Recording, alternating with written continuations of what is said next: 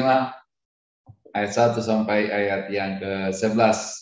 Hasil pembenaran.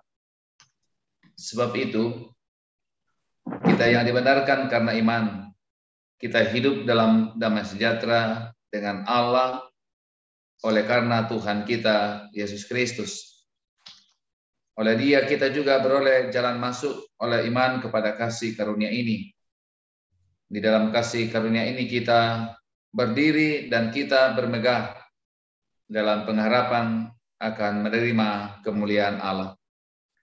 Dan bukan hanya itu saja, kita malah bermegah juga dalam kesengsaraan kita, karena kita tahu bahwa dalam kesengsaraan itu menimbulkan ketekunan, dan ketekunan menimbulkan tahan uji, dan tahan uji menimbulkan pengharapan. Dan pengharapan tidak mengecewakan, karena kasih Allah telah dicurahkan di dalam hati kita oleh Roh Kudus yang telah dikaruniakan kepada kita. Karena waktu kita masih lemah, Kristus telah mati untuk kita, orang-orang durhaka, pada waktu yang ditentukan oleh Allah. Sebab tidak mudah seorang mau mati untuk orang yang benar, tetapi mungkin untuk orang yang baik ada orang yang berani mati. Akan tetapi Allah menunjukkan kasih-Nya kepada kita, oleh karena Kristus telah mati untuk kita, ketika kita masih berdosa. Lebih-lebih, karena kita sekarang telah dibenarkan oleh darah-Nya, kita pasti akan diselamatkan dari murka Allah. Sebab jikalau kita ketika masih seteru diperdamaikan dengan Allah oleh kematian anaknya, lebih-lebih kita yang sekarang telah diperdamaikan pasti akan diselamatkan oleh hidupnya. Dan bukan hanya itu saja, kita malah bermegah dalam Allah oleh Yesus Kristus Tuhan kita, sebab oleh Dia kita telah menerima pendamaian itu. Amin, firman Tuhan. Haleluya. Baik, terima kasih Pak Pendeta Japal. Sekarang silakan Pak Pendeta untuk memimpin kita dalam persiapan ini. Silakan Pak Ferdianto Arif. Ya, terima kasih Pak Pendeta Tarubani boleh memimpin kita, dan Pendeta Japal boleh membacakan untuk kita semua. Saya akan coba share untuk Kanawan sial ya. Ya. Baik Bapak Ibu, untuk bahan yang bersama-sama kita akan gumuli pada saat ini untuk tanggal 12 menghidupi kebenaran Allah, ada 4 bacaan bersama dengan Mazmur, dan bahan utama sudah dibacakan oleh Pak Pendeta John Adi tadi, dengan 2 tujuan bahwa diharapkan dari bahan ini jemaat memahami bahwa dirinya telah dibenarkan Allah di dalam Yesus Kristus, dan setelah menyadari itu kita juga diharapkan untuk kemudian memiliki komitmen dalam menjalani kehidupan sebagai orang yang telah dibenarkan oleh Allah. Itu 2 tujuan yang kemudian juga kita bisa lihat di dalam membangun jemaat dari bahan perenungan tanggal 12. Nah, saya akan lebih fokus kepada Roma pasal 5 ayat 1 sampai 11 dari beberapa catatan-catatan tambahan yang saya sudah siapkan di sini. Dan bahan ini saya akan baca saja, nanti saya kira Bapak Ibu bisa menambahkan lebih jauh lagi. Pada dasarnya manusia ditempatkan Allah pada kedudukan yang istimewa. Ia diciptakan menurut gambar dan rupa Allah. Maksud Allah menciptakan manusia menurut gambar dan rupanya adalah mendudukkan dan memberikan mandat kepada manusia untuk menguasai atau memerintah seluruh alam semesta dalam tanggung jawab Allah sendiri sebagai pemberi mandat. Nah, itu konsep awal yang telah diberikan kepada manusia. Namun poin pertama di situ, dosa telah merusaknya. Nah, kita bisa lihat dalam pengakuan Gereja Toraja bab 3 butir 5 dan 6. Di butir 5 dikatakan bahwa Akibat dari dosa ini, manusia sebagai ciptaan Allah yang baik telah jatuh ke dalam dosa karena keinginan manusia menjadi seperti Allah. Jadi pertama karena keinginan ingin menjadi sama seperti Allah, dan juga di butir 6 itu, dosa adalah pemutusan hubungan yang benar dengan Allah serta pemberontakan terhadap Allah di dalam kehidupan sehari-hari. Pemutusan hubungan dengan Allah berarti kematian manusia seutuhnya. Jadi ini yang merusak, kata namun yang saya pakai di sini, ini yang merusak daripada maksud Allah yang pertama, dan bagaimana manusia diciptakan menurut gambar dan rupa Allah dirusakkan oleh dosa. Di Roma 3 ayat 23, karena semua orang telah berdosa dan telah kehilangan kemuliaan Allah. Dan kita juga bisa lihat di 1 Yohanes 3 ayat 4, setiap orang yang berbuat dosa melanggar juga hukum Allah, sebab dosa ialah pelanggaran hukum Allah. Jadi kita lihat di sini bahwa dosa membuat manusia tidak dapat membenarkan dan menyelamatkan dirinya sendiri. Rusaknya relasi dengan Sang Pencipta adalah karena kesalahan dan ketidaktaatan manusia. Hal tersebut mengakibatkan relasi yang akrab dengan Allah menjadi rusak. Disinilah dibutuhkan pihak yang dapat memperbaiki relasi itu. Jadi harus ada sesuatu yang bisa membuat kembali hubungan itu menjadi baik. Nah, siapa yang dapat memulihkan relasi itu? Kita dapat lihat dalam bahan utama kita saat ini. Dikatakan bahwa hanya dari pihak Allah saja pembenaran itu datang, sehingga dengan kasih-Nya melalui pengorbanan Tuhan Yesus Kristus, maka dosa manusia ditebus dan manusia dibenarkan di hadapan Tuhan melalui iman kepada Kristus. Nah, lebih jauh kita akan lihat bahwa bagaimana bahan utama kita itu mengatakan bahwa Rasul Paulus menegaskan bahwa hasil dari pembenaran dari Allah ialah manusia memperoleh jalan keselamatan dan telah diperdamaikan dengan Allah. Nah, Bapak Ibu, kalau kita perhatikan dalam bahan utama kita tadi yang sudah dibacakan oleh Pak Pendeta John tadi, paling tidak kita melihat garis besarnya seperti ini, bahwa dalam Roma 5 ayat 1 sampai 11 itu kita manusia, kita ini hidup dalam damai sejahtera Allah. Karena apa? Yaitu karena Kristus. Karena Kristus Yesus menjadi sebuah jalan masuk ke dalam kasih karunia, sehingga kita bermegah. Saya mencoba buka di bahasa Toraja, bermegah itu rupanya maksud Tuhan. Usanga madonga-donga atau bermegah ternyata maksud Tuhan rupanya dalam terjemahan bahasa Toraja. Sehingga kita maksud Tuhan dalam pengharapan kemuliaan. Jadi kita bermegah dalam pengharapan kemuliaan. Nah, dari poin-poin ini saya melihat bahwa pembenaran karena iman membuat kita orang percaya memperoleh damai sejahtera, kasih karunia, pengharapan, keyakinan, kita selamat dari murka Allah, dan kita diperdamaikan dengan Allah, dan mungkin masih banyak hal lain juga.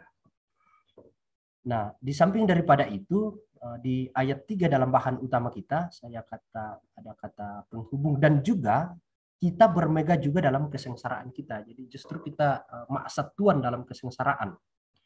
Kita lihat dalam Roma 5 ayat 3 itu, disebutkan di sana bahwa Paulus menyebutkan ada kata kesengsaraan. Paulus menyebutkan kesengsaraan sebagai salah satu berkat dari keselamatan kita di dalam Kristus. Nah, ini saya pakai tanda kutip. Kesengsaraan dalam tanda kutip ini menjadi berkat. Kenapa? Kata kesengsaraan ini menunjuk kepada bermacam-macam pencobaan yang mungkin menekan kita. Ini termasuk hal-hal seperti tekanan kebutuhan, baik itu keuangan, jasmania, keadaan yang kurang menguntungkan, kesusahan, penyakit, atau bahkan penganiayaan. Nah, di tengah kesulitan-kesulitan ini, kasih karunia Allah memungkinkan kita mencari wajahnya dengan lebih bersungguh-sungguh dan menghasilkan roh dan sifat tabah yang mengatasi pencobaan ini. Jadi justru dalam kesengsaraan ini membuat kita kemudian secara bersungguh-sungguh untuk kemudian mencari dan dengan tabah. Kenapa? Karena penderitaan itu menimbulkan ketekunan di ayat 5 ya. Bukan membawa kepada keputusasaan, dan ketekunan itu menghasilkan sifat yang dapat diandalkan di ayat 4. Dan sifat yang dapat diandalkan itu menghasilkan pengharapan matang yang tidak akan mengecewakan. Jadi kesengsaraan itu membuat kemudian kita bisa bertahan, kita bisa survive. Oke, poin yang ketiga dari kesengsaraan ini, bahwa kasih karunia Allah mengizinkan kita memandang atau melewati daripada persoalan kita kepada suatu pengharapan yang sungguh dalam Allah dan kedatangan Tuhan kita ke dunia untuk menegakkan kebenaran dan kekudusan di langit baru dan bumi baru. Dan Allah telah mencurahkan kasih-Nya ke dalam hati kita oleh Roh Kudus. Saya kira bahan minggu lalu bagaimana, bahan minggu kemarin di tanggal 5, kita berbicara tentang itu, bagaimana untuk menghibur, dan dalam hal ini menghibur kita dalam pencobaan atau dan mendekatkan kita kepada kehadiran Kristus. Itu tentang kesengsaraan. Nah, poin yang berikut yang saya bisa lihat pada ayat 5, bahwa di ayat 5 ini bagaimana kasih Allah telah dicurahkan di dalam hati kita. Orang Kristen mengalami kasih Allah, dalam hal ini adalah orang percaya ya. Kita mengalami kasih Allah dalam hati melalui Roh Kudus, khususnya pada masa-masa sulit. Jadi kita diberikan kekuatan dalam menghadapi masa-masa sulit itu. Kata kerja dicurahkan menyatakan suatu keadaan yang masih berlangsung sebagai hasil dari tindakan sebelumnya. Jadi bukan hanya sekarang, tetapi dari sebelumnya sudah ada. Yaitu Roh Kudus terus-menerus membanjiri hati kita dengan kasih. Pengalaman akan kasih Allah yang senantiasa hadir ini menopang kita dalam penderitaan tadi di ayat 3. Dan meyakinkan kita bahwa pengharapan kita akan kemuliaan yang mendatang bukan harapan yang kosong. Kedatangan Kristus untuk kita adalah pasti. Dalam pengharapan itu kita diselamatkan oleh hidupnya, oleh Kristus. Saya langsung ke ayat 10. Bahwa keselamatan orang percaya terletak dalam darah Kristus dan hidup kebangkitannya. Jadi di dalam Kristus. Yang dengannya orang percaya diampuni dan didamaikan dengan Allah. Orang percaya diselamatkan oleh iman yang hidup dalam persekutuan dengan Kristus yang hidup. Jadi kalau Allah begitu mengasihi kita sehingga Ia mengirimkan anaknya untuk mati ganti kita pada saat kita masih berseteru. Jadi salam pagi. Apalagi sekarang setelah kita menjadi anaknya, Dia akan membuat segala persediaan untuk menyelamatkan kita dari murka yang akan datang melalui iman kita di dalam anaknya. Ini mungkin yang masuk dalam tujuan yang kedua dalam membangun jemaat. Hidup dalam kebenaran. Saya kaitkan dengan Amsal 8 dan ini saya kutip dari membangun jemaat. Seperti yang digambarkan dalam Amsal, hendaklah dalam menjalani kehidupannya manusia itu hidup jujur. Jadi mungkin ini menunjuk kepada bagaimana menghidupi kebenaran dalam hal praktis ya. Jadi hidup dalam kebenaran itu, hidup manusia itu jujur, adil, dan benar di hadapan Tuhan. Bahwa dengan hikmat dari Allah maka manusia dimampukan untuk hidup dalam kebenaran. Hal ini juga sejalan dengan apa yang disampaikan Tuhan Yesus kepada murid-muridnya, bahwa mereka harus hidup benar dan menjadi saksi Kristus dalam kehidupan mereka. Sekalipun banyak tantangan dan rintangan, mereka harus tetap setia hidup di dalam kebenaran. Karena itu Tuhan Yesus menjanjikan Roh Kudus atau Roh penghibur atau Roh kebenaran untuk menguatkan mereka dan menuntun mereka di dalam kebenaran. Kita pun demikian. Sebagai orang yang telah dibenarkan dan dipulihkan kembali oleh Allah, maka kita harus hidup benar di hadapan Tuhan. Roh Kuduslah yang akan menuntun kita sehingga kita bisa terus memancarkan sikap hidup yang benar dan memperlihatkan bahwa kita adalah gambar dan rupa Allah yang memancarkan kemuliaannya dan sekaligus juga menghidupi daripada kebenarannya sebagaimana tema kita saat ini. Oke, Kures Sumanga, saya kira itu singkat saja yang saya persiapkan dan mungkin tidak terlalu sistematis dan mungkin tidak terlalu sampai pada tujuan dan bahkan bahan utama yang kemudian kita akan diskusikan bersama, tapi saya kira untuk tambahan-tambahan dari kita akan semakin memperlengkapi kita semua untuk semakin diperkaya untuk bahan ini.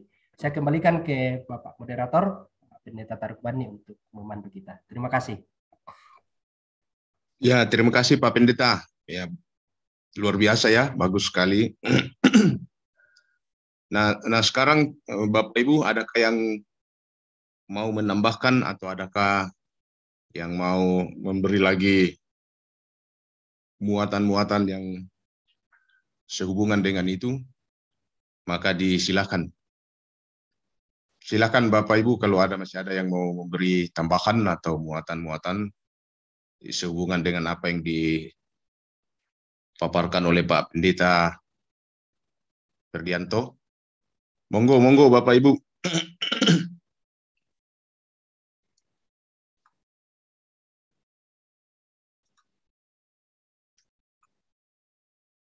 Silakan, silakan.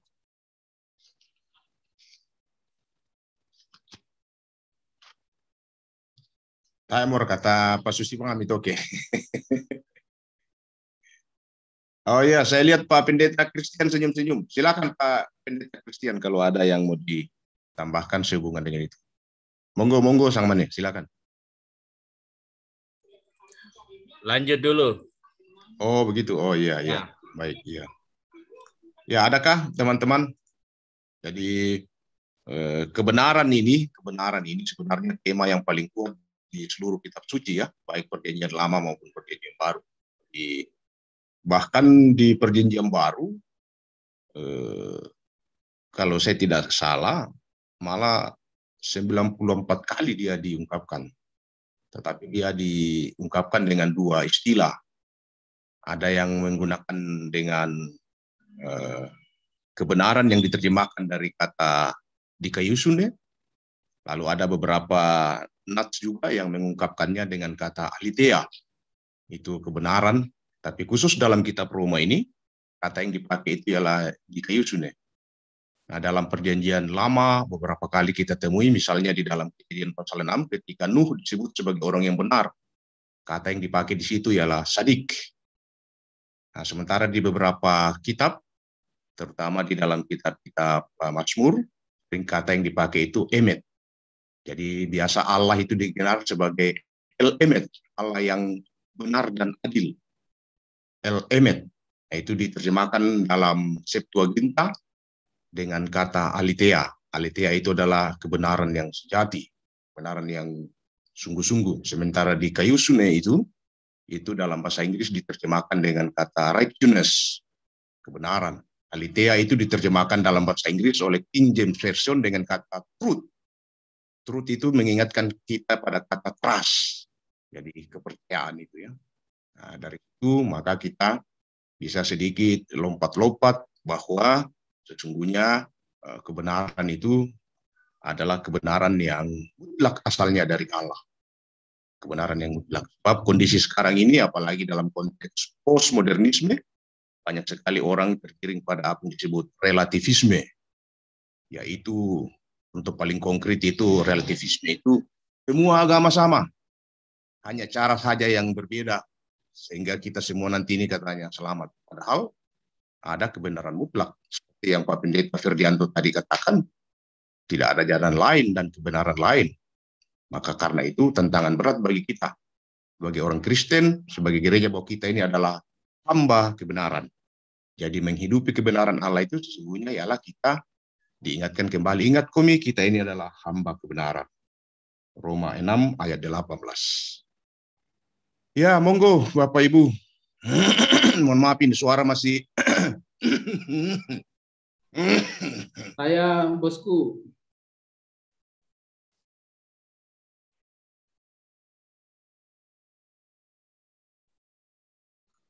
Benar ya, bentar Pan.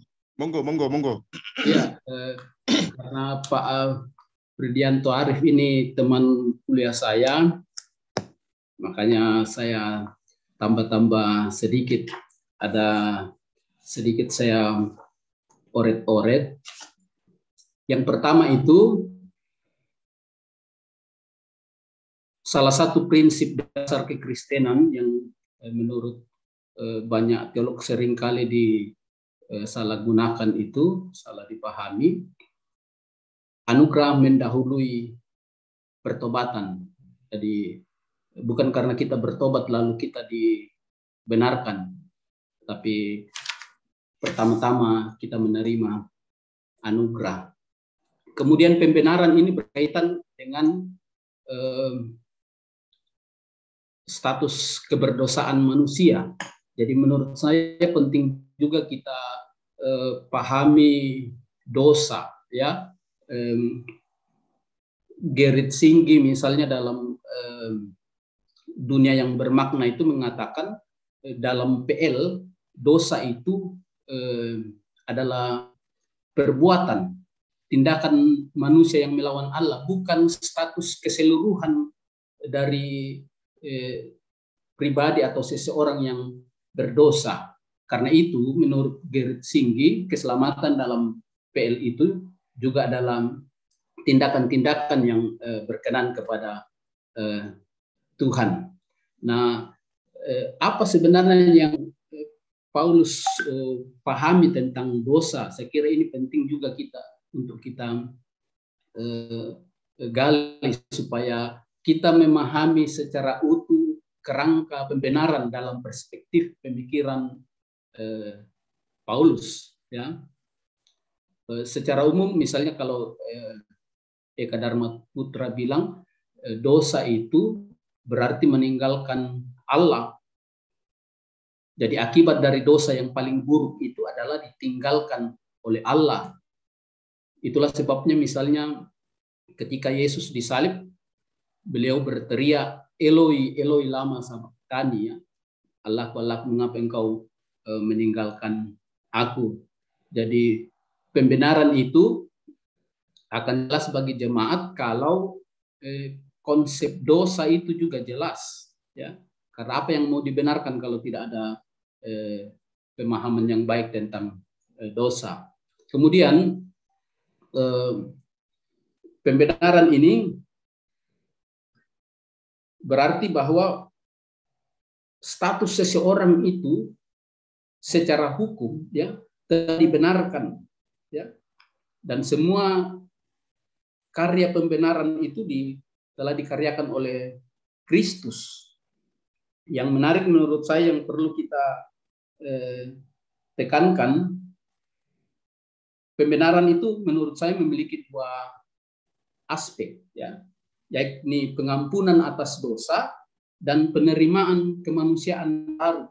Dan saya kira ini yang ditekankan oleh Paulus dalam bacaan kita tadi. Dan dua aspek ini, pengampunan atas dosa dan penerimaan kemanusiaan baru, ini terjadi secara serentak, yakni manusia berdosa itu dihukum mati, sekaligus dibangkitkan dan diterima kembali. Hasilnya pun bersifat tetap dan komplit, ya. Tidak ada jasa apapun dari manusia untuk pembenaran dirinya.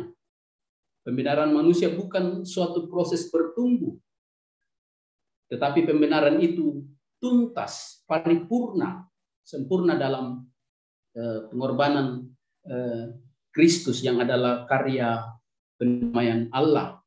Allah membuat manusia yang berdosa menjadi benar, ya. Menurut Efesus pasal 2 ayat 8, semuanya itu terjadi oleh anugerah dan diterima oleh iman, ya. Dan menurut Luther, Allah membenarkan manusia dengan cara berikut, ya. Ia memukul manusia lama itu sampai mati, dan sesudah itu ia membangkitkan manusia itu kepada hidup yang baru. Manusia lama digantikan kepada manusia baru. Jadi ada sebuah perubahan pada manusia itu. Dan itulah yang kemudian sering kita sebut sebagai hidup baru. Saya kira itu hasil oret-oretan saya. Nanti saya tambah lagi kalau masih ada kesempatan. Kure semangat, Pak Pendeta Tarbani. Ya, baik. Terima kasih kembali Pak Pendeta Kurniawan Yudi. Ya, masih adakah teman-teman Bapak Ibu yang mau menambahkan? Silakan. Saya moderator. Ya, silakan Opa, monggo. Ya, minta maaf saya baru masuk ini sebenarnya, jadi mungkin ada hal yang sudah disampaikan tadi tidak saya dengar. Tapi ini kan memang terkadang membuat jemaat bingung-bingung ya, karena ini dasar teologi yang betul-betul luar biasa, terutama bagi gereja reformasi. Tapi saya mau melihatnya ringan-ringan saja. Dalam pikiran saya, taeman ina kenam tingkur manili kidena te jemaat kenarangin kasih mereka itu tak paham tuh apa tuh. Jadi saya mau lihat dulu dari segi sejarah. Kota Roma, ibu kota Imperium Romanum. Apa yang dihadapi jemaat? Penganiayaan luar biasa. Kita kan masih ingat sejarah gereja ya. Baik ketika mereka digelanggang Koloseum, dicabik-cabik singa, banyak ya, ataukah dijadikan obor pada pesta kafir malam hari. Dan itu ancaman sedemikian itu bisa menggoyahkan iman anggota jemaat. Kumotongan siar kayak pesta patongan. Nah, kamatir ya juga. Ya, jadi ya tantangan beriman seperti itu kapan saja bisa terjadi. Yang kedua adalah kita tahu jemaat di Roma kan dua golongan. Satu yang dulu Yahudi menjadi Kristen, satu yang sebenarnya kafir kemudian jadi Kristen. Dan orang-orang Yahudi suka membenarkan diri dengan syariat Tauratnya ya, dengan sunat dan makanan dan lain-lain. Dan sebenarnya itu latar belakang yang mau dijawab oleh Paulus. Nah, sebab itu Paulus mau menekankan dua hal memang. Jadi saya mau lihatnya ringan-ringan saja. Pertama, kalau tinggalkan Yesus itu bukan sekadar berpindah ruang. Dana susito temo. Biasa nak kuato. Nah, seolah-olah banyak orang kumua batu. Batu nikah mi, batu kawin mi, batu apa. Batu karena jabatan marawang tampe pong Yesus. Bagi Paulus itu meninggalkan Yesus berarti meninggalkan kehidupan. Karena hanya di dalam dia kita dibenarkan di hadapan Allah. Artinya meninggalkan Kristus berarti menuju kepada kebinasaan. Itu harus ditekankan. Waktu saya khotbah ya, beberapa minggu lalu dan saya ulang lagi. Saya khotbah di Talus, saya bilang itu. Meninggalkan Yesus itu bukan sekadar pindah golongan atau pindah ruang, tapi meninggalkan hidup dan menuju kepada kematian. Pokadan ni tahu to siapa pokadan ni pia-pia mi anak cucu. Yang kedua adalah yang terhadap orang Yahudi ini. Sebenarnya mau dikatakan kepada mereka, dami sangat bangkalemi, sebab sebenarnya keadaan manusia itu bukan hanya demikian pokok kekadakian dan tidak layak di hadapan Allah. Biar kalian mengatakan kami berbuat baik, itu tidak sempurna dan semua itu sebenarnya berada dalam keadaan yang tidak menyelamatkan. Ya, apapun keadaanmu sebenarnya entah sadar atau tidak kamu sedang memusuhi Allah. Jadi mestinya kamu menyadari itu bahwa hanya karena kasih karunia Allah di dalam Kristus kita beroleh keselamatan. Nah, Martin Luther seorang pembaharu gereja sangat menghayati itu. Mengapa? Kita tahu sebelum dia membaharui gereja dia kan seorang biarawan. Saya pernah masuk ke satu biara yang sudah tidak dipakai lagi. Muia wain lah diiru dennya tu susi tu tiang namanya dento digori susi ke apa sangat natin de pohon karet. Nah todo sisi itu mimbar na di pajo ada itu lilata dilep akan tidak boleh minum banyak, itu haram hukumnya. Mereka akan menyiksa diri berkarak. Nolai nasang Rasul Paulus to malah ke Roma harus mendaki itu di sana jo di depan gereja Santo Yohanes. Kebetulan saya pernah 5 hari di Roma. Dan itu di sana tangga Pilatus, setiap trap itu harus ucapkan doa Bapa kami. 62 trap kita salah jadi 62 di Bokada tuh. Banyak hal yang sudah dilalui Martin Luther dan dengan itu dia merasa mau membenarkan diri di hadapan Allah, gaya Yahudi di Roma misalnya. Akhirnya dia temukan apa yang diyakini Paulus ini dan katakan tidak benar itu. Jadi sekarang juga kalau ada orang yang sombong rohani harus tahu itu ya.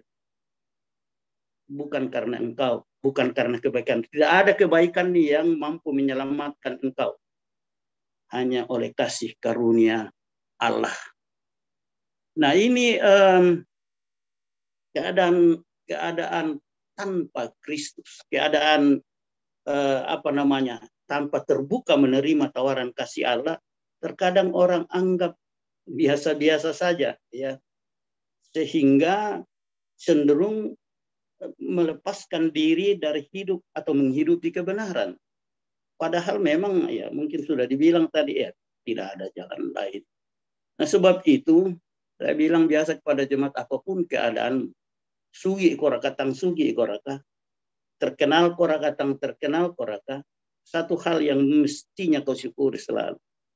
Indar kita namate tupuang Yesus karena kita ini tidak ada, kita tidak layak sama sekali. Nah itu yang harus kita syukuri dan menggerakkan kita melayani dengan ketulusan hati dalam perjalanan kehidupan ini. Itu juga yang akan membuat kita selalu merindukan persekutuan jemaat, persekutuan orang-orang yang meyakini keselamatan di dalam Kristus. Jangan kita merasa diri benar sendiri, tamalebang mau lula kolu jomai.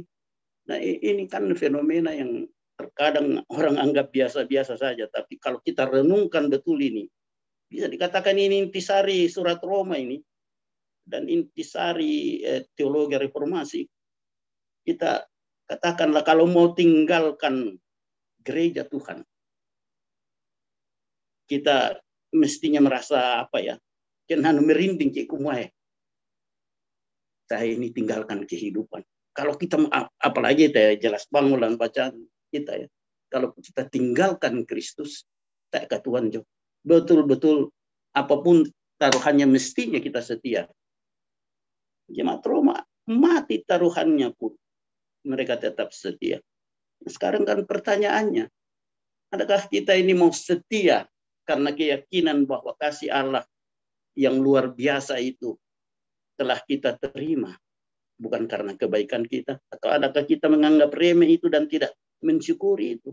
Itu mungkin perlu diperhadapkan kepada jemaat sekarang ini. Minta maaf mungkin banyak yang sudah karena saya baru buka ini Zoom, jadi mungkin Buddha di bisa lah di ampesangan nate lai pokada. Saya baca di internet juga tentang bagaimana keadaan manusia dalam dosa.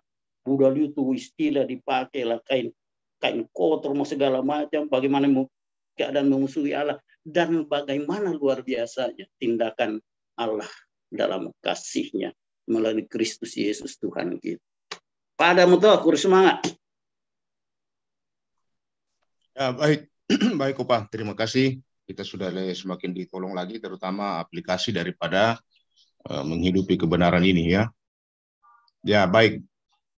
Menarik sekali Opa bahwa terkadang kita lupa untuk mensyukuri itu, bahkan ada orang yang merasa diri sebagai orang yang sudah dibenarkan, padahal tidak ada apa-apanya kita ini tidak ada apa-apanya. Senada dengan itu Opa, bahwa sekarang ini kita ditantang oleh zaman yang disebut dengan postmodernisme. Postmodernisme itu dulunya ialah relativisme. Katanya semua agama sama, caranya saja yang berbeda. Nah, kalau begitu kita harus tegas bahwa ada kebenaran mutlak, ada jalan satu-satunya, kebenaran satu-satunya. Jadi harus kita berdiri sebagai orang yang menghidupi kebenaran. Makanya saya bilang kita ini adalah hamba kebenaran. Menghidupi kebenaran itu sebenarnya implisit di dalam kita ini adalah hamba kebenaran. Seperti Roma 6 ayat 18 di situ ditulis di situ. Kalau kita baca ya, Roma 6 ayat 18 di situ kita jumpai. Di situ dikatakan kamu telah dimerdekakan dari dosa dan menjadi hamba kebenaran. Nah, itu. Jadi hamba kebenaran itu ialah mensyukuri ini, bermegah di dalamnya bahwa saya bang apa-apa pun lalu kita dibenarkan. Ya baik, itu tantangan bagi kita sekarang gereja Nah, harus kita berdiri pada kebenaran yang mutlak, kebenaran Allah itu. Nah, ya, jangan sampai kita katakan, oh iya sama satu agama, cara aja berbeda. Banyak jalan ke Roma. Padahal kebenaran mutlak itu harus diungkapkan. Dan meninggalkan Kristus ya celaka, mati. Ya, terima kasih Opa. Baik, ada lagi kah teman-teman yang mau menambahkan? Silakan teman-teman. Aduh, maaf ini suara saya. Apa iya pada kela pensiun mungkin. Nah, korok dukun kimore.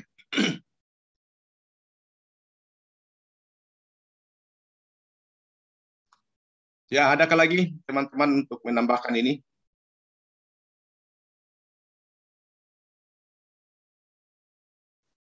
Ada lagi, monggo, monggo, silakan, silakan. Ibu Kartini sudah goyang-goyang, monggo, monggo Ibu Kartini.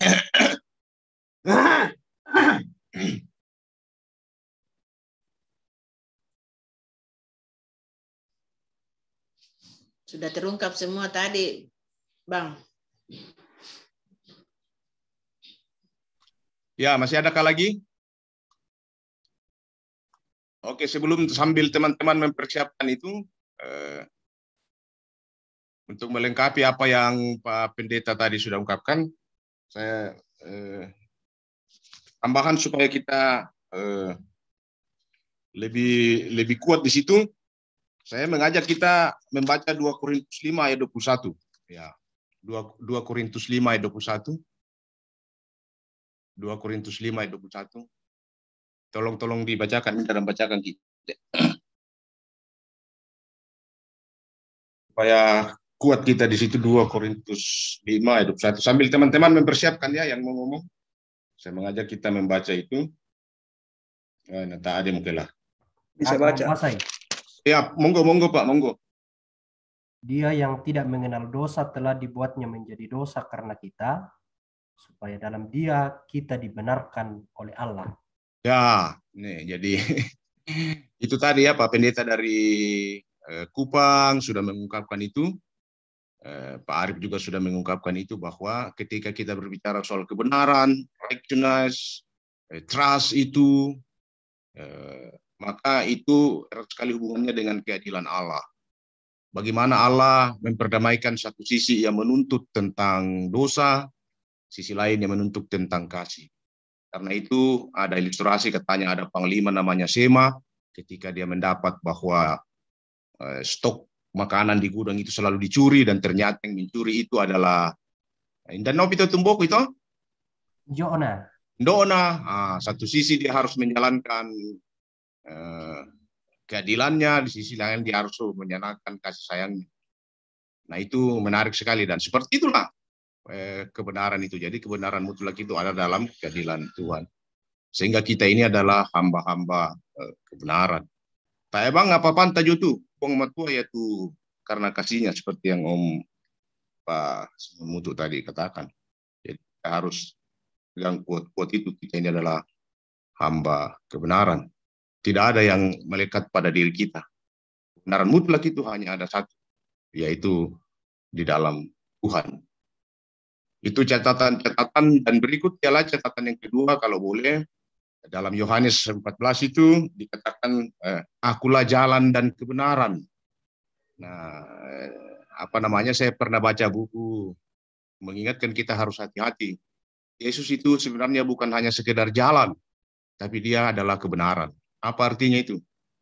Artinya ialah Yesus itu sebenarnya bukan hanya cara. Karena kalau kita hanya berhenti pada cara jalan, berarti Yesus bukan tujuan. Padahal Yesus itu tujuan. Jadi jalan dan kebenaran itu ialah cara dan tujuan. Jadi bukan sekedar jalan, bukan sekedar cara untuk sampai, tetapi Yesus sendiri adalah merupakan tujuan. Oleh sebabnya dalam Alkitab dia katakan, aku di dalam Bapa, Bapa di dalam aku. Jadi kebenaran mutlak itu ada dalam diri Yesus. Dan setelah dia berkarya, membuat kita ini, menurut Pak Pendeta dari Kupang tadi, status kita berubah menjadi orang yang telah hidup baru. Itulah yang saya istilahkan hamba-hamba kebenaran. Efeknya bagi kita itu ialah seharusnya kita bermegah dalam Tuhan. Bermegah bukan berarti sombong ya, jangan sombongkan itu iman, jangan. Kita bermegah dalam Tuhan karena kita dalam status yang telah berdosa itu diperdamaikan dengan Tuhan. Dan itu luar biasa sekali. Jadi status kita ini mari kita berpegang. Yang betul ada itu lagunya, sungguh ku bangga Bapa, dan seterusnya. Menarang menani lebih itu. Yaitu tambahan-tambahan yang apa sana sini orang bilang. Monggo teman-teman kalau masih ada yang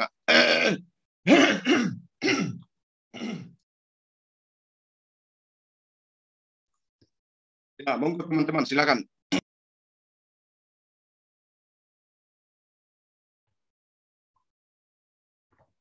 Ya, betul pasangan kaple ku jomai Tangerang ngo.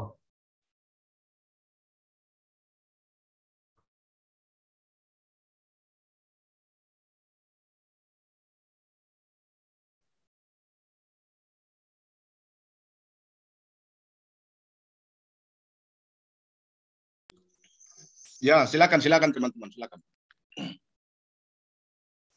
Ya, monggo Pak Pendeta Sabara, monggo sudah senyum-senyum, silakan Pak Pendeta.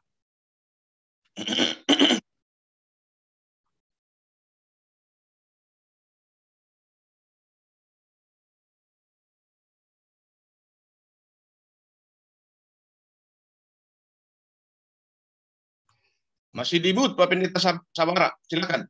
Masih di mute itu nih.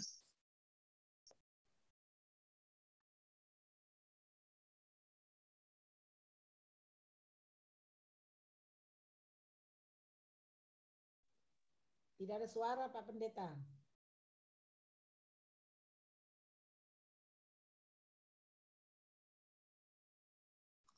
Iya, tidak ada suaranya.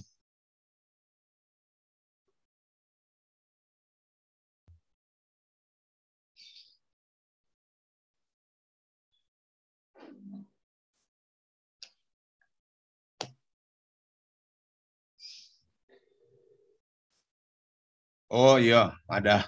Ya, silakan yang lain teman-teman kalau masih ada. Juga Pilatus pernah berkata begini kepada Yesus, apa itu kebenaran? Lalu apa jawab Yesus? Ketika dia didilih, apa itu kebenaran? Ya, Yesus tidak menjawab, tapi dia hanya memperlihatkan bahwa kebenaran itu sesungguhnya seperti yang dia buat. Bahwa dia sendiri adalah kebenaran. Dan dia memperlihatkan itu sebagai orang-orang yang menghidupi kebenaran, hamba kebenaran, yaitu ia tidak membalas dendam, ia tidak mencaci ketika dihina, ia tidak mencari kambing hitam, ia tidak justru yang memohon ampun kepada bapaknya bagi orang-orang yang menyiksa dia, sehingga panglima tentara yang menyaksikan peristiwa itu mengatakan, sungguh orang ini adalah benar. Jadi rupa-rupanya menghidupi kebenaran itu, hamba kebenaran itu, ya tidak membalas kalau disakiti, selalu memaafkan, tidak mencari kambing hitam, dan berani minta maaf kalau salah, berani memaafkan, dan juga tidak mengganggu orang kalau orang lagi beribadah. Ya itu tambahan-tambahan tercecer yang mungkin bisa memperkaya kita, sehingga dengan demikian kehidupan kita ini adalah kehidupan yang betul-betul menghidupi kebenaran Allah, hamba kebenaran. Ya, kalau kita baca ya dalam Roma pasal 6 ayat 18 itu, kita ini hamba kebenaran. Jadi kita ini hamba kebenaran. Kenapa kita disebut sebagai hamba kebenaran? Karena sesungguhnya ada yang memiliki kebenaran itu. Ada sumber kebenaran itu. Ada kebenaran yang sejati. Kita hanya hamba. Hanya disuruh menghidupi kebenaran itu. Artinya kita hanya disuruh menghidupkan kebenaran yang sejati itu dalam tuntunan dan pimpinan Roh Kudus. Itu yang disebut dengan hamba kebenaran. Kita disuruh untuk menghidupkan kebenaran itu. Kalau teman-teman baca dalam Roma 6 ayat 18, Roma 6 ayat 18, ya apa nama tes yang hotel kita pula. Roma 6 ayat 18, di situ ditulis, kamu telah dimerdekakan dari dosa dan menjadi hamba kebenaran. Berarti menghidupi kebenaran Allah itu berarti mari kita menjadi hamba kebenaran. Mari kita ungkapkan itu. Karena adil dan benar itu selalu dua kata yang sulit sekali dipisahkan. Oke deh, tambahan-tambahan tercecer seperti begitu, itu akan memperkaya kita semua. Oke, adakah lagi?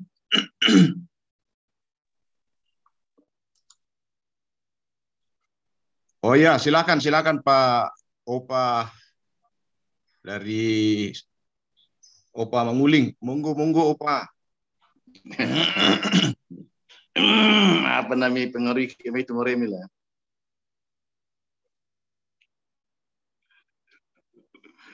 Iya, teman-teman, saya sebagai anggota jemaat sangat diperlengkapi dengan penjelasan uraian yang teman-teman sudah sampaikan. Hidup dalam kebenaran Tuhan itu dengan mengacu kepada ketiga atau keempat berikut bacaan. Yang pertama, saya sebagai anggota jemaat ya memahami bahwa sungguh betapa enaknya itu menjadi orang Kristen, ya, sangat enak, luar biasa. Ketika kita masih berdosa, Allah sudah menyatakan kasih-Nya kepada kita. Wah, enak benar. Dan itu adalah kebenaran, ya, kebenaran Tuhan yang sungguh luar biasa yang dinyatakan kepada kita. Nah, pertanyaan di balik kebenaran Tuhan yang menebus dan menyelamatkan kita ketika kita masih dalam keadaan berdosa ialah bahwa mungkinkah ini yang seringkali menjadikan kita sebagai orang-orang percaya yang merasakan betapa kasih karunia Tuhan yang luar biasa itu, yang membuat kita bukan bersyukur, ya, tetapi malah lebih hidup lagi di dalam keadaan sebagai orang yang berdosa. Ya, itu nyata dari berbagai bentuk cara-cara kehidupan kita sebagai orang Kristen. Nah, jadi persoalan di satu sisi begitu enak menjadi orang Kristen, tapi pada sisi yang lain juga menempatkan kita pada posisi tanggung jawab yang luar biasa. Kalau dalam pokok tujuan khotbah itu menjaga komitmen kita, memiliki komitmen menjalani kehidupan sebagai orang yang telah dibenarkan oleh Allah. Ini yang menjadi menurut saya sebagai sebuah tantangan yang luar biasa, ya, yang menempatkan kita lagi untuk menghayati betapa kita ini sebagai manusia yang kadang tidak tahu berterima kasih, kadang tidak tahu bersyukur kepada Tuhan. Jadi benar, kadang-kadang komitmen iman itu begitu gampang kita sebutkan, ya, tetapi begitu sulit untuk diwujudkan dalam kehidupan beriman kita. Dan ini menjadi sebuah pergumulan yang bagi saya bukan pergumulan yang mudah, pergumulan yang ringan. Tapi syukur bahwa Tuhan kembali oleh kasih karunia-Nya tidak membiarkan kita untuk terus berada dalam pergumulan itu. Oleh kasih karunia-Nya, Ia melengkapi kita dengan Roh Kudus-Nya. Dan Roh Kudus itulah yang harus menjadi kekuatan kita. Intinya ialah bahwa bagaimana kita terus berkomitmen menjaga, menghidupi artinya menjaga kehidupan kita itu sebagai orang-orang yang telah dibenarkan. Ini semua menurut saya kesaksian hidup, ya, bukan hanya dengan kata-kata, tapi dari tindakan-tindakan kita itu yang harus membuktikan bahwa benar kita adalah orang yang hidup dalam kebenaran Tuhan. Susi Mangarito tuh yang saya dapat tangkap. Kurang semangat, Pak Tarman. Ya, terima kasih Opa. Jadi betul sekali ya. Jadi setelah status kita ini menjadi orang yang dibenarkan lewat proses pendamaian, dan pendamaian itu ada korban. Korban itu bukan korban sembarang, mahal sekali harganya. Karena itulah kita ini adalah orang yang telah dibeli dengan harga yang sangat mahal. Maka sekarang kita dipanggil untuk itu, menghidupinya, dan itu adalah pergumulan kita dari hari ke hari tanpa pimpinan dan bimbingan Roh Kudus. Kata Om Manguling, kita tidak akan mampu itu, tidak akan mampu. Karena itu Roh Kudus akan memampukan kita, membimbing kita, dan juga kita harus merespon itu. Nah, seperti yang tadi dari Kupang mengatakan bahwa hasil pembenaran itu ya, di dalamnya ada pengampunan dosa, ada hidup baru. Saya tambah satu lagi bahwa ada efek yang ditimbulkan oleh pekerjaan Roh Kudus. Jadi itu semua yang akan membuat kita dan membuat gereja ini bisa eksis. Karena itulah hal yang paling bagus kita lakukan ialah barang ini sudah ada di tangan kita. Kita sudah diperdamaikan dengan Allah, kita sudah dibenarkan melalui pengampunan dosa dalam Kristus. Karena itu barang ini harus kita pelihara. Harus kita pelihara. Analoginya ialah kalau kita punya kebun, lalu kebun itu tidak pernah dipelihara, apana lataran luar lamai. Jadi barang ini harus dipelihara. Kedua, barang ini, cocok mungkin barang le, atau ganti kata, apa sih bang dulu toh. Jadi barang ini pertama harus dipelihara, kedua barang ini harus dijaga. Harus dijaga. Karena apa? Tantangan zaman sekarang luar biasa sekali, termasuk postmodernisme yang saya katakan tadi itu. Ketiga, barang ini harus dikembangkan. Ketiga, ada 3 elemen. Barang ini mari kita pelihara. Kedua, barang ini mari kita jaga. Kalau analoginya kebun itu tidak dijaga, tidak ada pagarnya, masuk kerbau, masuk terung, masuk sapi, habis itu tanaman. Maka status ini rusak. Dikembangkan artinya ialah ini penugasan bagi kita untuk supaya dunia ini percaya dan suatu saat nanti semua lutut berlutut dan semua lidah mengaku. Nah itu dia. Terima kasih Om Manguling. Tarban, bolehkah diganti kata barang itu dengan kata yang lain? So, bentuk barang rongsokan. Ya mau bukan ini apa? Pokoknya ya boleh. Itulah sudah itulah. Dan ya, yang kata harta bisa kah dipakai? Ya bisa kata yang sangat berharga ya boleh. Jadi saya hanya pakai kata barang saja Om karena ya pokoknya ya mutu. Barang ada pertanyaan. Aduh, saya mohon maaf sekali ini ya. Masih adakah teman? Ada pertanyaan. Ya, ada silakan pertanyaan. Pak. Silakan Pak Amos. Pertanyaan kepada siapa? Ya, kepada kita semua. Oh iya. Monggo Pak, ya. Pak Pendeta. Silakan. Ya, pertanyaan dari saya terkait apa yang sedang kita diskusikan sekarang.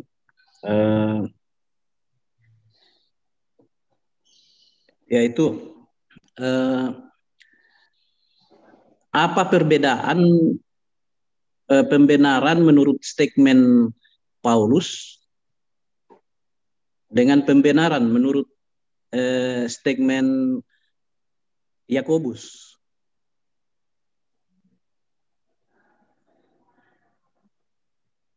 Iya Bang Arito, bisakah teman-teman memberikan?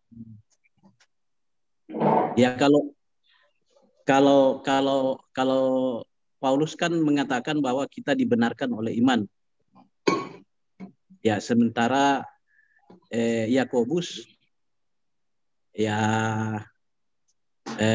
menekankan kepada perbuatan. Nah, apakah perbuatan yang dimaksudkan oleh Yakobus di sini sama konsep yang dimaksudkan dengan Paulus yang kita sementara bahas sekarang? Bersemangat. Ya, siapa yang mau kasih keterangan atau kasih masukan tentang itu silakan. Kemarin aku komentari. Ya, sebab. Ya ini. Silakan. Saya kira memang persoalan klasik ya.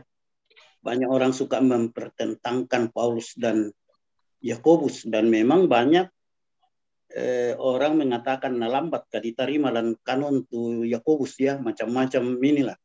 Mungkin termasuk Martin Luther yang mulanya tidak terlalu sreg dengan itu. Tapi kalau kita lihat sebenarnya pasti searah lah. Yang pertama mau dikatakan ketika Paulus. Jadi kita harus selalu mengerti saya kira latar belakang dari apa yang diungkapkan penulis. Karena itu sangat menerangkan kepada kita mengapa dia bilang begitu. Apa yang dihadapi Paulus, apa yang dihadapi Yakobus. Nah, jelas sekali bahwa bagi apa yang dihadapi Paulus adalah bagaimana ia menerangkan dan bagaimana ia sudah mengalami Tuhan sendiri yang menangkap dia, kasih Allah yang luar biasa. Dulu kan dia orang Farisi, dia mestinya merasa diri benar, malah menjadi pembela Allah sangat toh, dengan menganiaya orang Kristen. Tapi setelah dia ditangkap Kristus, dia berubah total, dan ini teologianya Paulus luar biasa. Tidak berarti Paulus menghilangkan perbuatan. Roma 12 mengatakan, ya, karena sebenarnya dia mengatakan secara bebas, karena nakamasemi komi puang matua, sebab itu persembahkanlah tubuhmu atau persembahkanlah hidupmu, dan itulah ibadah yang sejati atau berubahlah dan seterusnya. Jangan kamu sama dengan dunia ini. Itu kan sama aja. Paulus tidak mau mengatakan kamu dibenarkan lalu tidak ada tindakan apa-apa, sama sekali tidak. Dia sendiri mencontohkan bagaimana seluruh hidupnya dipersembahkan bagi Kristus. Bagaimana akan kubalas kepada Tuhan segala kebajikannya akan daku. Mazmur 16 ayat 12 ya. Jangan pikir Paulus itu hidup bebas.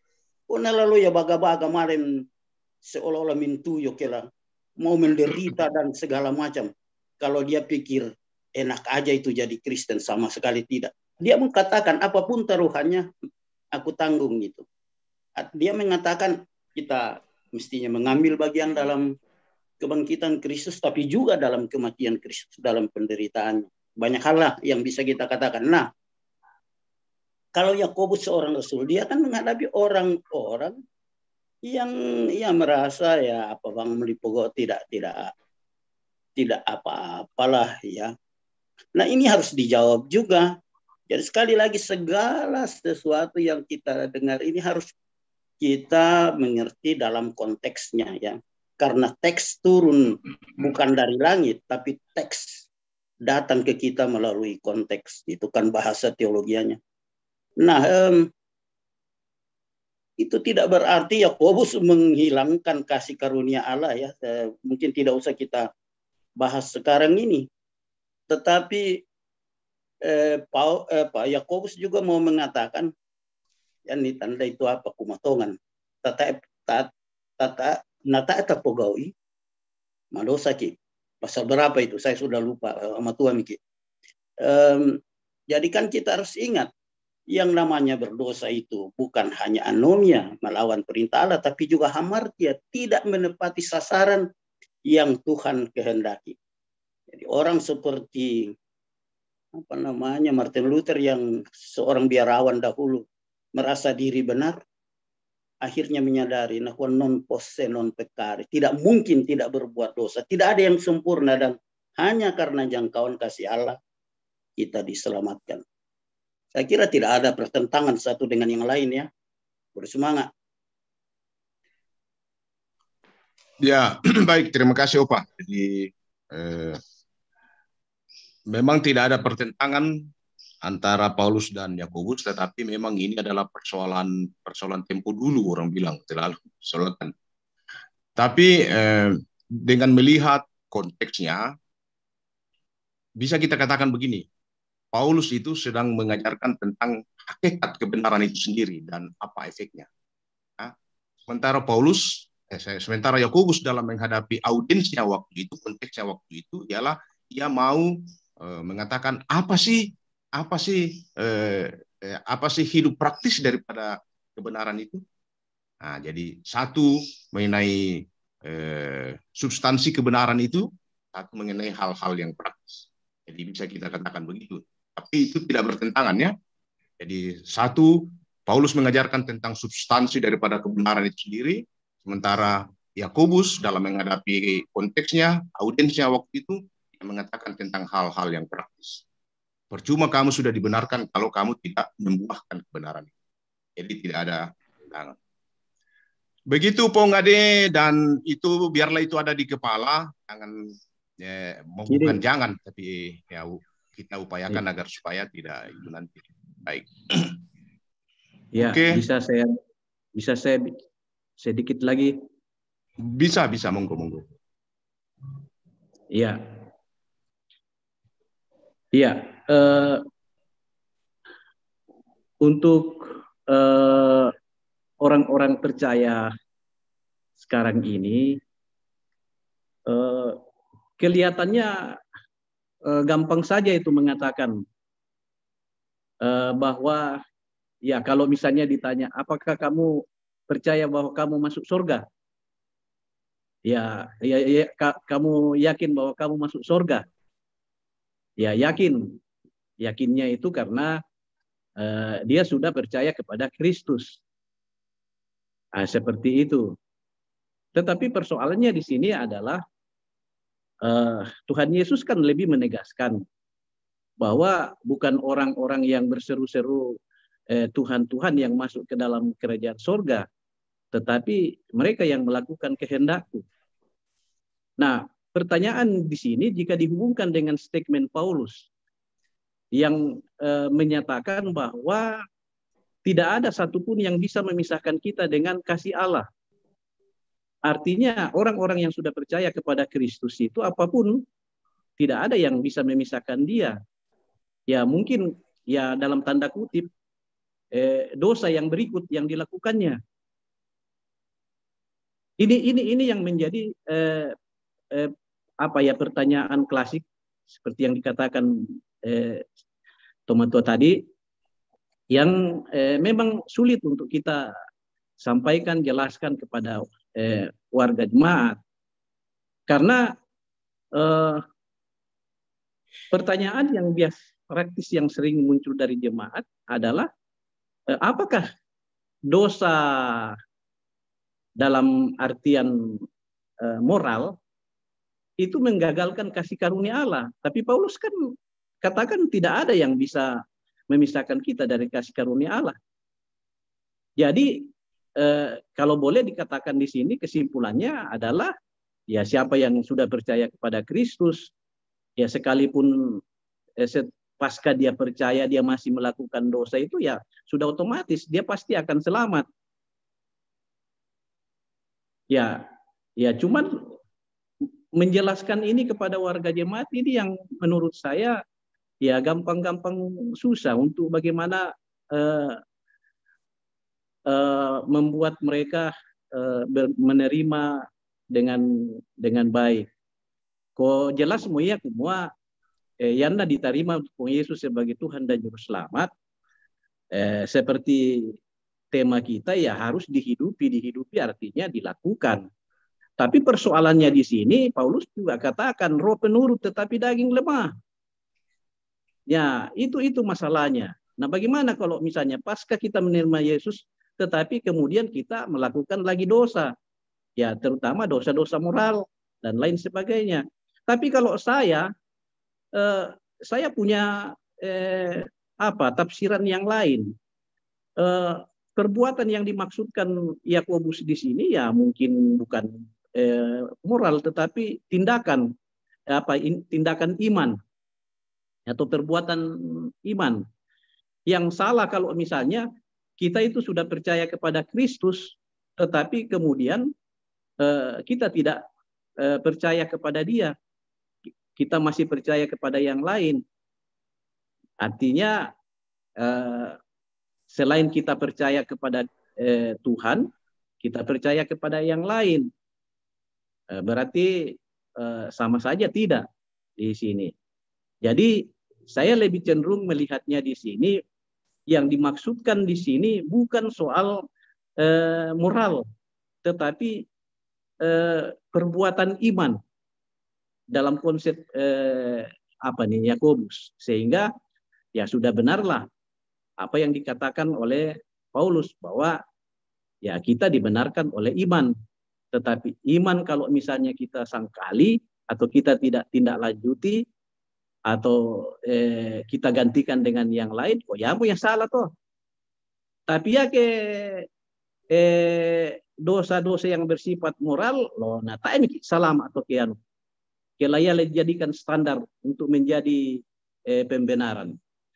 Ya itu saja yang menurut saya ya kalau teman-teman masih bisa memberikan masukan ya silakan. Ya, baik. Terima kasih. Jadi ya nanti kita serahkan ke Pak Pendeta Arif ya untuk itu. Saya satu kutip ayat dulu tentang belum itu ya. Ya, jadi sebelum kita serahkan ke Pendeta Arif untuk itu juga kita diingatkan bahwa setelah kita dibenarkan, diselamatkan, masih mengikut lagi satu, yaitu apa? Kerjakanlah keselamatanmu. Jadi mengerjakan keselamatan itulah yang mau mengingatkan kepada kita, jangan sampai kita ini sudah dibenarkan, kita diam aja, itu. Tapi mari kita kerjakan. Ini pergumulan kita di situ. Oh, kalau kita misalnya jatuh, ya kita cepat-cepat mengakui. Dan di situ juga kita melihat bahwa ada Roh Kudus yang akan membimbing dan menuntut kita. Itu ya, kerjakanlah keselamatanmu. Berarti masih harus ada proses ke sana. Ya, baik. Adakah lagi? Ya, satu ayat saja tadi, Kanda Amos. Saya kira saya mengutip dari tentang mengerjakan kebenaran dan pertanyaannya kebenaran apa itu di Yohanes pasal 6 ayat yang ke-39. Dan inilah kehendak Dia yang telah mengutus aku, yaitu supaya dari semua yang telah diberikannya kepadaku, jangan ada yang hilang, tetapi supaya aku bangkitkan pada akhir zaman. Sebab inilah kehendak Bapakku, yaitu supaya setiap orang yang melihat Anak dan percaya kepadanya beroleh hidup yang kekal, dan supaya aku membangkitkan pada akhir zaman. Jadi tentang kebenaran di situ bicara tentang Yesus, melihat Dia dan percaya kepadanya. Nah, disitulah kita bicara tentang anugerah. Kalau kita bicara tentang siapa di antara kita tidak berdosa, berapa dosa yang kemudian kita lakukan setiap hari, baik perbuatan, pikiran, kata-kata kita. Kalau kemudian kita mengandalkan kemampuan kita untuk mengatakan saya bisa masuk surga karena saya tidak berbuat dosa, maka pada titik itu kemudian kita semua akan gagal, karena tidak ada di antara kita dari 10 perintah Tuhan yang kemudian memungkinkan kita untuk kemudian masuk surga, atau kemudian ketika kita berbicara tentang buah-buah roh. Tentu dosa-dosa moral dan dosa marah, dosa dendam, dosa bokoseng di hadapan Tuhan sama. Tidak ada bedanya. Dan dosa-dosa itu tidak memungkinkan kita untuk kemudian memasuki surganya yang mulia. Dia hanya memungkinkan kita mengenal Dia dan percaya kepadanya, bahwa di dalam pengorbanannya kita dimungkinkan untuk kemudian hidup sebagai anak-anak Allah. Sebagai anak-anak Allah, saya kira kita kemudian juga bisa mengalami apa yang disebut di ujian, tapi sebagai orang yang kemudian bisa meninggalkan Bapa, tapi dalam kesadaran bahwa kita salah, kita kemudian bisa kembali kepada Bapa dan Bapa menyambut kita.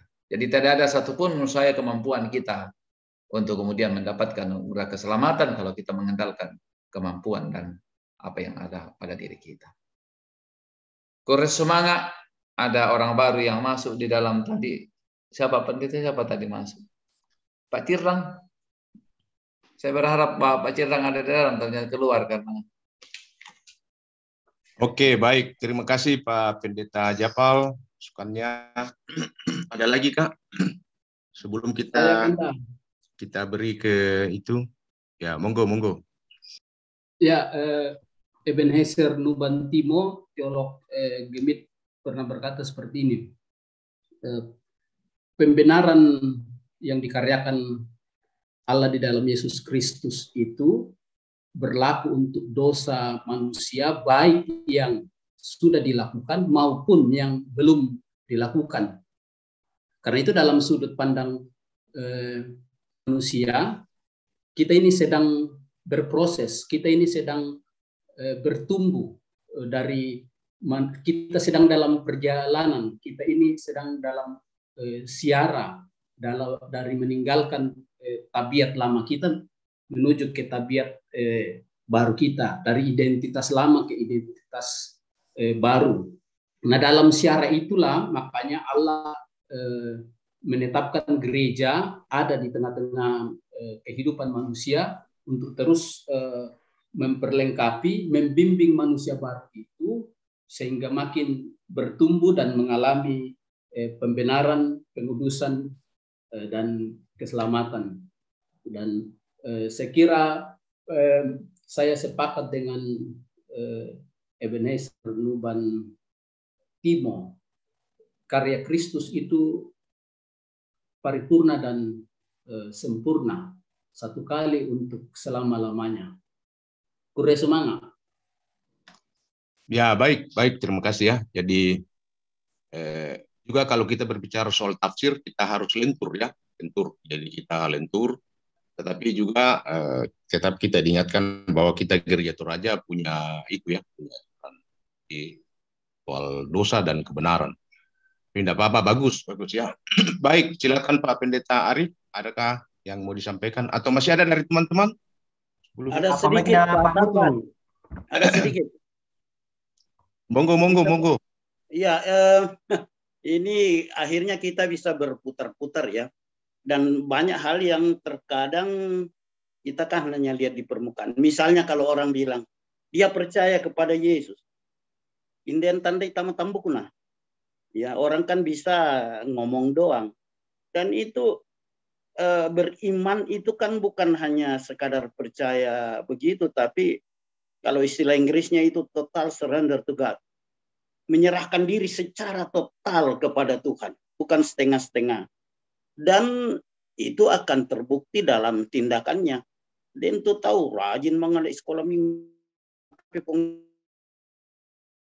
Dia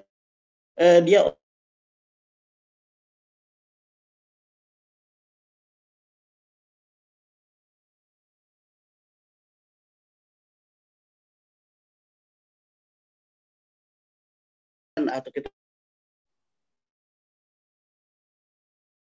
Kristus karena dengan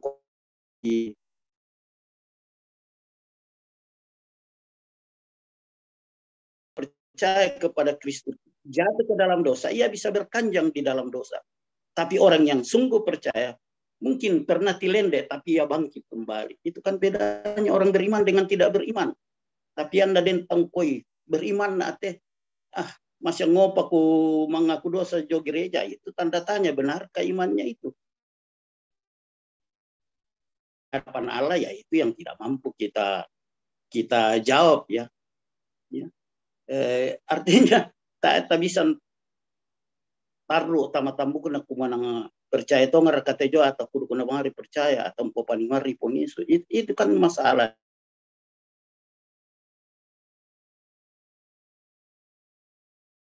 Itu orang kampung dengkir katupat tiro bombo, namun bombo yang kalau bisa tiro. Ya ada lagi kah? Oh iya, silakan Pak. Silakan. Oke. Ya, kebetulan tadi malam saya ikut ada seminar sebenarnya dari Australia tapi diterjemahkan siapa. Jadi saya bisa ikuti ya. Saya hanya mau sambung dengan yang Opa katakan tadi ya, tentang tanggung jawab imannya. Materi itu karena memang dia orang reform ya. Dia katakan seperti ini. Saya yang Opa tadi katakannya bahwa kadang kalau kita berbicara tentang kasih karunia itu hanya yang ditonjolkan adalah masalah keselamatan.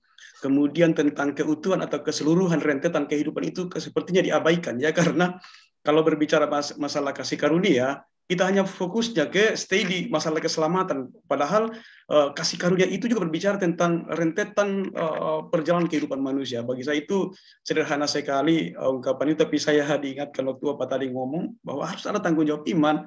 Karena kan kita kan selalu bangga dengan keselamatan yang dikatakan kasih karunia. Makanya kan biasa orang amburadul menjalani hidupnya karena fokusnya ke sana. Lupa bahwa ternyata kehidupan yang ada itu adalah kasih karunia dari Allah yang memang harus dihidupi seperti apa tadi katakan tanggung jawab iman ya. Oke, banyak sekali tadi yang telah dikatakan oleh teman-teman. Dan juga tadi malam itu juga dia katakan gini. Ada sedikit perbedaan antara ya menurut penelitiannya ya, dia katakan bahwa kalau budaya timur itu lebih kepada malu dan hormat gitu. Malu dan hormat masih iki. Jadi malu dan hormat katanya kompeta saya pas banget 100%, tapi itulah menurut hasil penelitiannya. Kalau di budaya Barat katanya bahwa itu benar salah. Kalau kita budaya Timur itu lebih condong kepada malu dan hormat. Nah, makanya dia tekankan karena kebetulan surat Roma yang diangkat, bagaimana tentang kebenaran mutlak yang tadi Om Tarban banyak jelaskan. Itu betul-betul kita mau sampaikan bahwa ada kebenaran mutlak yang kita mau sampaikan, kita harus pertontonkan sebagai orang yang telah menerima kasih karunia daripada Tuhan, ya. Jadi bukan masalah malu dan hormat, tetapi apakah itu benar atau salah yang memang kita harus lakukan, karena kebenaran itu mutlak, bukan abu-abu sifatnya. Kemudian ya saya rasa bahwa kematian dan kalau misalnya kita masuk dalam surat Roma tadi, bahwa kematian dan kemenangan Yesus atas maut itu menjadi dasar sebenarnya daripada kitab surat Roma, ya. Kemudian itu menghasilkan tentang yang namanya hasil pembenaran. Saya rasa bahwa pijakannya di situ. Kemudian dari hasil pembenaran itu maka ada yang namanya pengharapan dan damai sejahtera. Dan disederhanakan lagi oleh Paulus akan menghasilkan sebuah kehidupan yang bermegah, ya. Tadi Om Arif menyederhanakan bahasanya bahwa maranuan gitu. Jadi ini kan yang Opa Mutu juga sempat katakan tadi, bahwa bagaimana ketika dalam konteks Roma, ya, ada tekanan dari kekaisaran Roma, dari lingkungan sekitar, kemudian muncul kata bermega. Saya rasa bahwa ini kan memang perlu banget dieksplor kata bermega di sini, ya. Kenapa justru dalam tekanan seperti itu, dalam ancaman yang berat banget dari kekaisaran Romawi, kok muncul kata bermega di situ yang dikatakan oleh Rasul Paulus. Jadi maranuan itu saya baca-baca tadi adalah suatu kebanggaan yang didapatkan dalam kondisi yang terpuruk, kemudian bisa melawan orang-orang yang menentang tentang kemegahan itu. Jadi dalam konteks Roma itu yang dikatakan tadi, ya.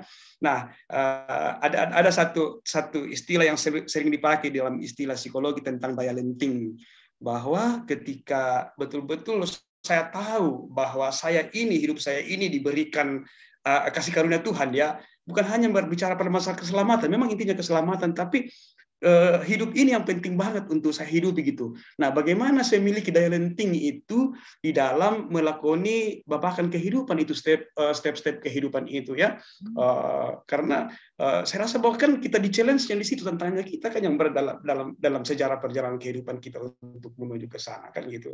Nah, kalau misalnya tadi dikatakan bahwa kalau kita mampu maranuan bermegah dalam Kristus, itu yang dikatakan bahwa kita akan memiliki daya lenting di dalam berbagai macam tekanan, makanya dikatakan bermegah dalam Kristus. Itu hal yang sangat penting sekali. Udah semangat Om Tarban. Baik, terima kasih Pak Pendeta. Kita lebih diperkaya lagi.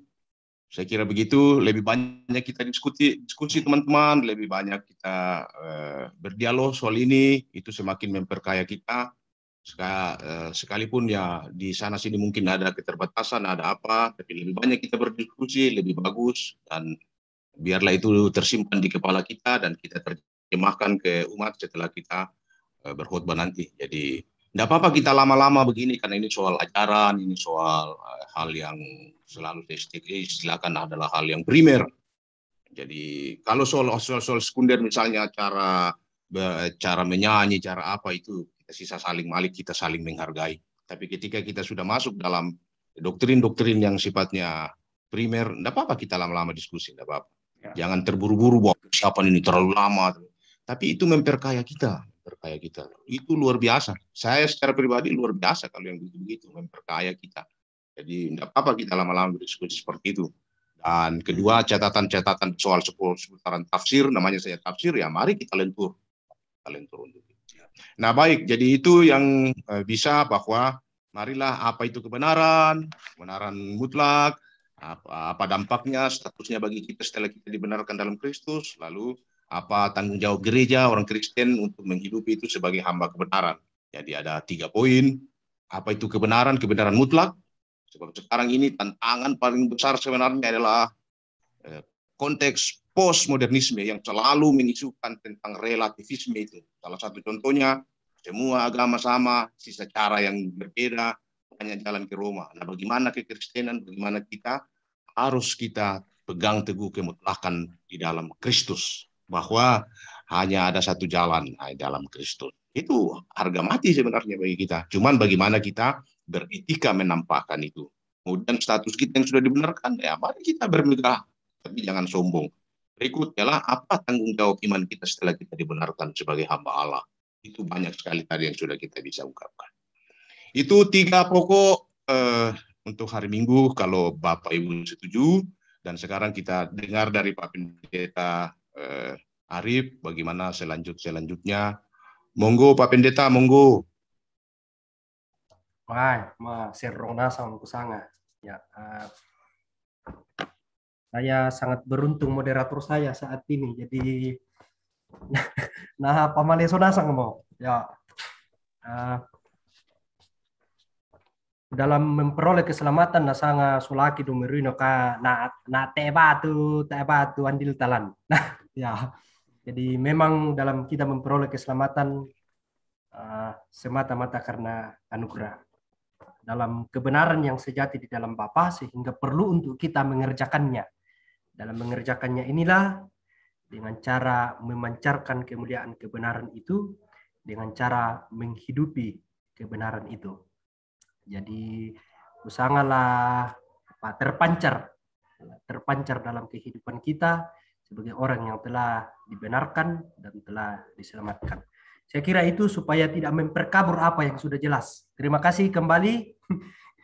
Terima kasih Om Tarban. Ya. Toriur kepala tindep ya. Toriur. Dasar kenapa pulang itu? Solami pole di qua. Bang Andil talang toh.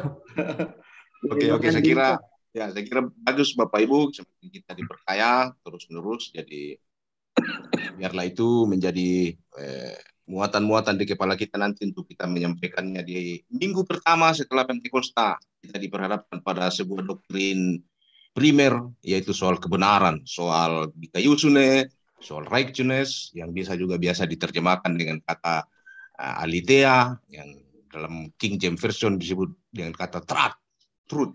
Ya, kalau kita pernah dengar kata trust, itu dia. Jadi kebenaran yang menyangkut tentang keadilan, bagaimana Allah melakukan kebenaran yang mutlak itu, lalu apa dampaknya bagi orang Kristen, status kita sudah menjadi orang dibenarkan, makanya kita bermegah karena kita didamaikan, lalu berikut menyusul apa tanggung jawab kita sebagai orang yang sudah dibenarkan sebagai hamba Allah, karena itu kerjakanlah keselamatanmu. Semua itu tamanasa malanto. Jadi silakan sesuaikan dengan konteks jemaat kita masing-masing. Saya berterima kasih sekali sudah boleh menjadi ini moderator. Kalau ada hal-hal yang salah mohon dimaafkan. Tapi catatan bagi saya secara pribadi, kalau kita banyak berdiskusi seputaran seperti begini itu memperkaya kita dan pastilah itu banyak dampaknya yang sangat positif bagi kita. Itu menolong sekali dan itu membantu kita. Apalagi aku tahu Buddha itu apa ditandai di si tinduk-tinduk. Gitu. Oke, saya kembalikan ke Pak Pendeta. Monggo Pak Pendeta sudah dipercayakan kepada kami. Terima kasih. Silakan. Oke, terima kasih Om Tarban, Om Arif ya. Kolaborasi senior dengan junior atau ampo dengan anak tuh loh. Soal dasar kan bisa kumtokonan. Oh payah sama cucu ya.